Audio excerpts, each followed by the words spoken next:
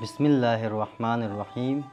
جیسے جیسے امام زمان عجل اللہ تعالیٰ فرجہ الشریف کی ولادت کا زمانہ نزدیک ہو رہا تھا، ائمہ علیہ السلام کے اوپر ظالمین کا شکنجہ بڑھتا جا رہا تھا۔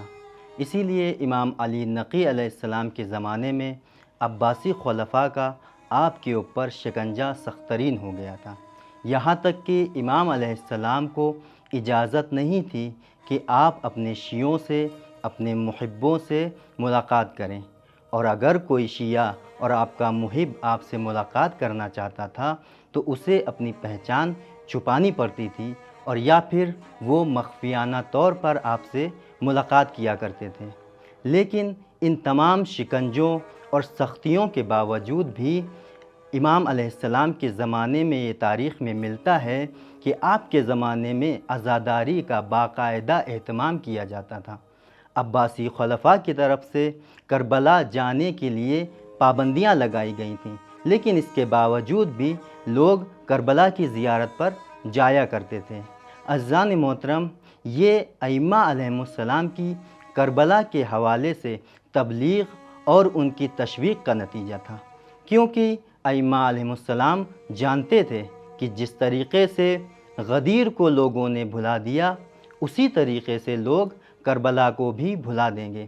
لہٰذا ائمہ علیہ السلام نے اس کے مقابل میں دو کام انجام دیے ہیں۔ سب سے پہلا کام جو ائمہ علیہ السلام نے انجام دیا ہے وہ یہ ہے کہ امام حسین علیہ السلام کی شخصیت کو لوگوں کے درمیان پہچنوایا ہے اور ان کی معرفت کروائی ہے کہ دیکھو کہ امام حسین علیہ السلام کیا ہیں۔ دوسرا کام جو ائمہ علیہ السلام نے انجام دیا ہے وہ عزاداری اور زیارت کربلا کی طرف لوگوں کو شوق دلایا ہے۔ عزیزان محترم، اسی روش اور اسی سیرت کو امام علی نقی علیہ السلام بھی جاری رکھتے ہیں۔ اسی لیے روایت میں ملتا ہے کہ امام علی نقی علیہ السلام امام حسین علیہ السلام کے بارے میں کہتے ہیں کہ السلام علیکہ ایھا الصدیق الاکبر۔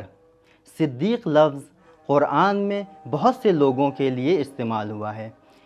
قرآن میں حضرت یوسف کو بھی صدیق کہا ہے اور تمام انبیاء کو بھی صدیق کہہ کر پکارا ہے، لیکن امام علیہ السلام امام حسین علیہ السلام کو صدیق اکبر کا لقب دیتے ہوئے یہ بتانا چاہ رہے ہیں کہ صدیق کا یقیناً ایک مرتبہ ہے، لیکن صدیق اکبر عالی ترین مرتبہ ہے۔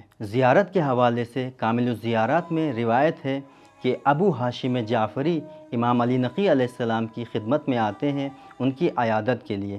امام علی نقی علیہ السلام آپ سے کہتے ہیں کہ اگر آپ زیارت کربلا کے لیے جائیے یا اگر کوئی اور جائے تو اس سے کہیں کہ کربلا کی زیارت کے لیے جائے اور وہاں جا کر میری نیابت میں زیارت کرے اور زیر قبہ جا کر وہاں پر میری شفا یابی کے لیے دعا کرے۔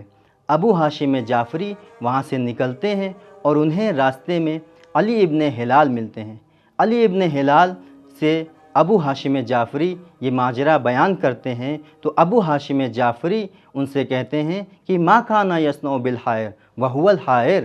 امام کو کیا ضرورت ہے کہ وہاں جا کر کہیں کہ آپ ان کے لیے دعا کریں، جبکہ وہ خود امام ہیں، زمانے کے امام ہیں اور وہ خود مستجاب الدعویٰ ہیں۔ ابو ہاشم جعفری امام کی خدمت میں واپس آتے ہیں اور علی ابن ہلال کا قول نقل کرتے ہیں تو امام ان سے فرماتے ہیں کہ رسول خدا کی عظمت کعبے سے زیادہ تھی، لیکن پھر بھی وہ کعبے کا طواف کیا کرتے تھے۔ امام کی رسول خدا کی عظمت حجر اسود سے زیادہ تھی، لیکن پھر بھی رسول خدا حجر اسود کا بوسہ دیتے تھے۔ خداوند کریم چاہتا ہے کہ زمین پر کچھ ایسے مقامات ہیں کہ جہاں پر جا کر وہاں اس کا ذکر کیا جائے، اور کربلا انہی مقامات میں سے ایک مقام ہے۔ لہٰذا علی ابن ہلال سے کہو کہ وہ کربلا جائے اور وہاں پر میری نیابت میں زیارت کرے اور میرے لیے دعا کرے۔